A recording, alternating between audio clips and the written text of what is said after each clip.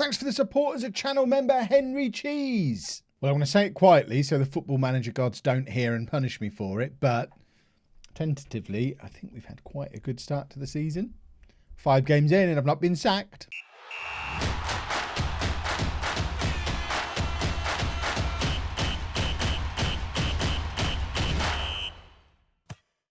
Hello and welcome to Club 4, part 13 of Non-League to Legend. I'm Kevin. Coming up on today's episode, we have a LOLLUJO derby. We're away against Sevilla in our first game of Thursday night football. I can't believe we're having to do this. But then Sevilla are there too. And then we're at home against Liverpool in the Premier League. This is going to be a big test for us. As I mentioned, we have had a pretty good start to the season. You saw the 2 wins. We drew away against Arsenal. We would have won, but FM20 got sent off after 37 minutes. We were ahead at that point through Fotheringham's goal, and Arsenal only got back into it for a penalty later on in the second half. So we were the better team there. We weren't the better team against Everton, which was a little bit of a shame. But then we have beaten Southampton fairly comfortably away from home, and that is a Southampton team that was a team we slipped up against last year. So all being said, we're doing quite well. We're 1 point better, 1 place better off.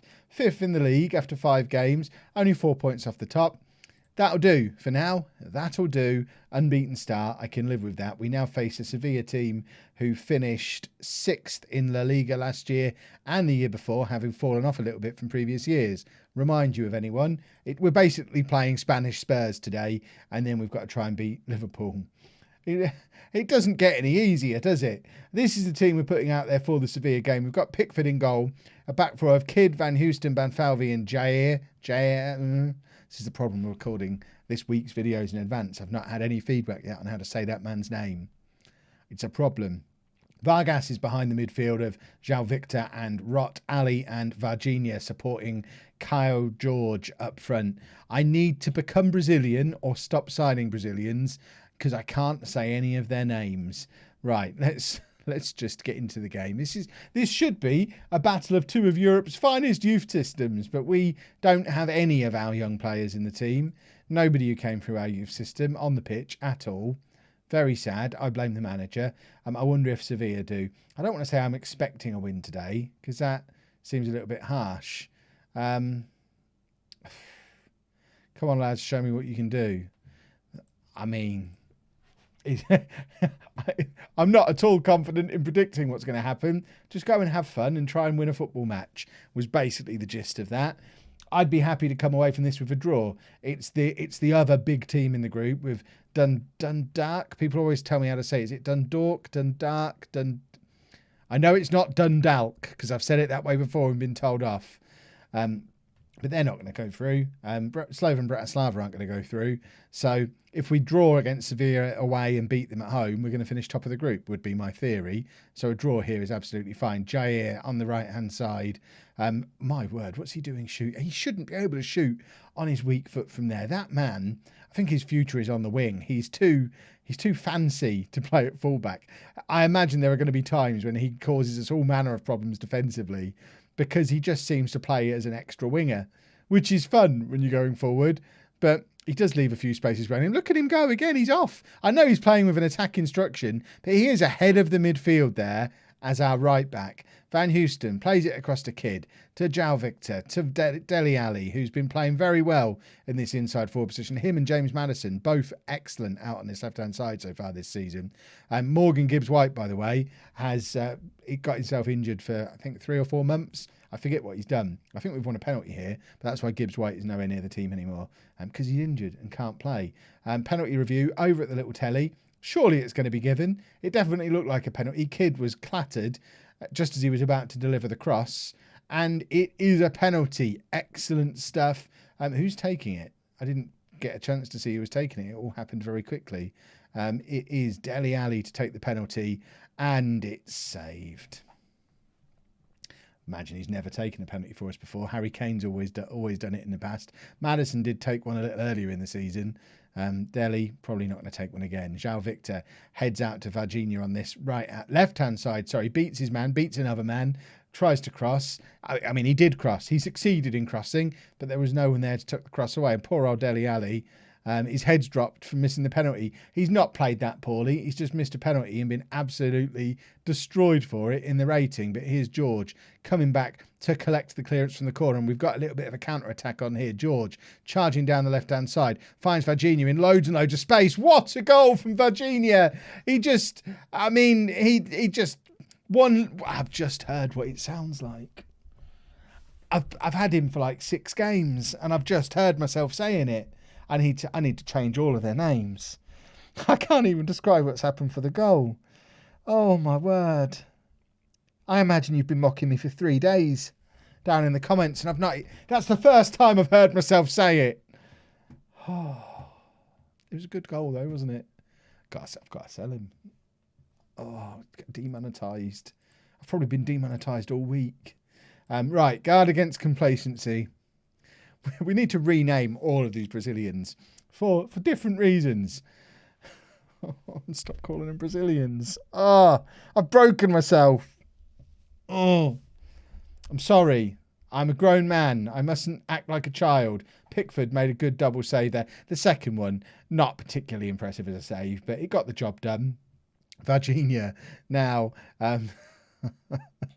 Oh, I can't release this video. Van Houston scores. We're 2-0 up and I'm going to take him off because he's a good player. We need to give him a nickname.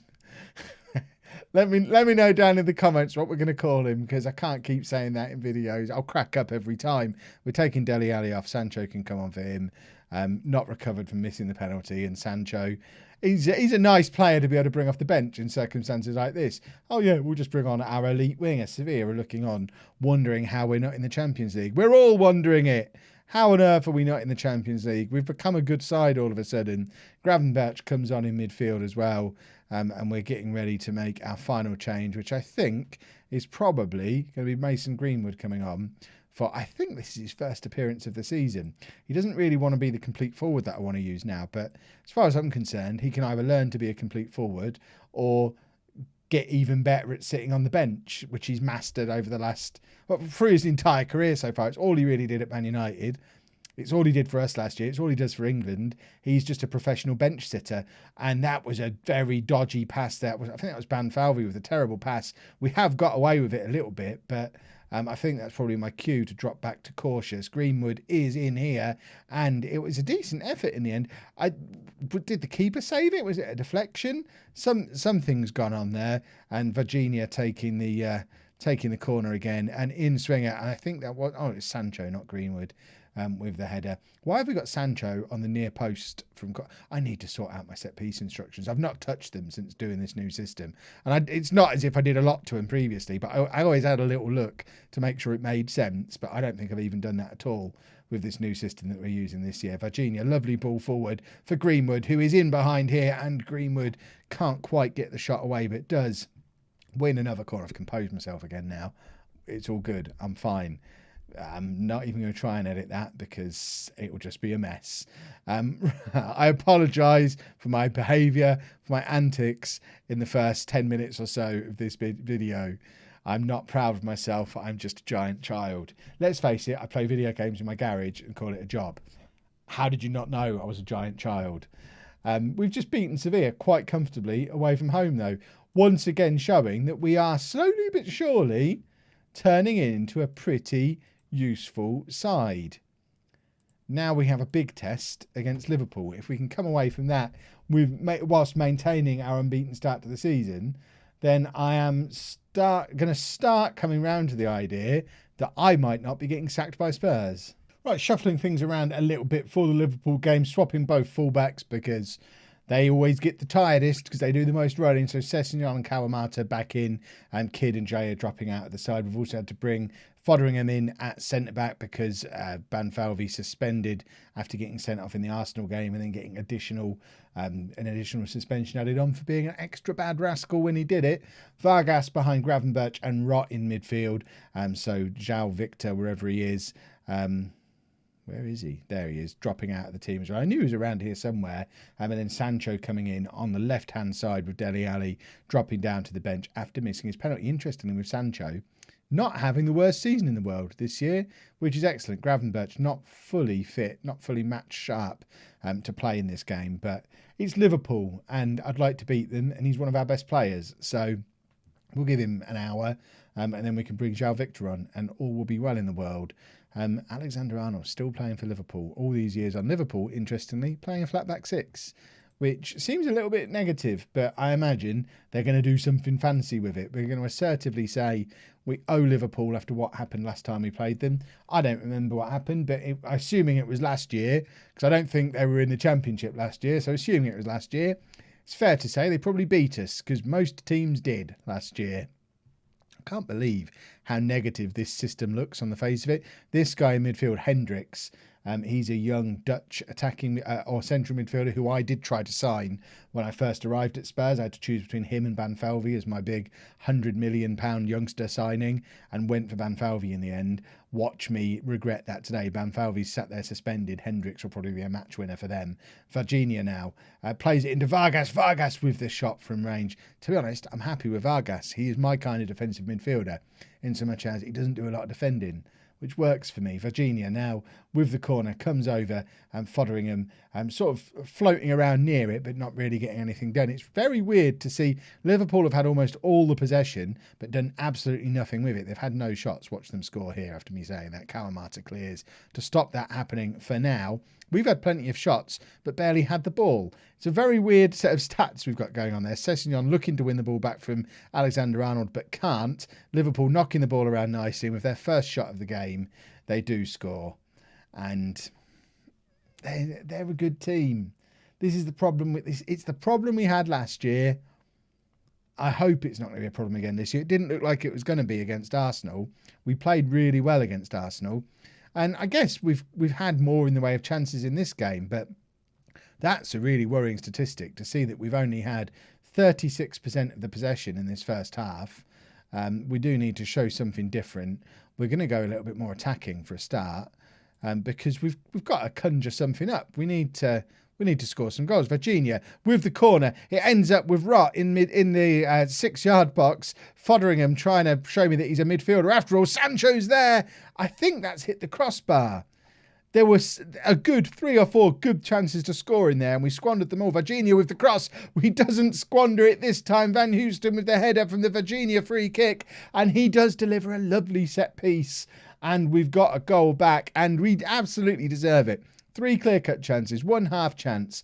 Yes, we're not getting any possession, but when we do have the ball, we're creating stuff with it. And Liverpool, they must just be keeping hold of the ball in their back six, and then they just hit us on one little break. I'm leaving positive on. I want to attack them. That might end up being a little bit of a mistake, but I do feel like there's no point letting them just knock the ball around their back six and not even leave their own half to do an attack. We might as well put a little bit of pressure on and try and score some goals. We're at home. They've scored again. They've had 2 attacks. They've had 2 shots in the game and scored twice. Neither of them were even particularly good chances. How is this happening? Is Jordan Pickford there? Is he playing today? This is why they can afford to play this tactic, because their strikers are so terrifyingly prolific. They only need 2 shots to score 2 goals. We need 30 shots to score 2 goals. And we needed that when we had Harry Kane. That's not new. That's not that our new striker's not any good. Oh. Right, we're going to bring Maddison on. Are we? Or are we going to bring Kidd on and push Sessegnon forward? I think we're going to do the second one of those options. We're actually going to bring Kidd on for Sancho. We're going to put Sessegnon up there. We're going to play him as a winger. And we're just going to hope he runs rings around him.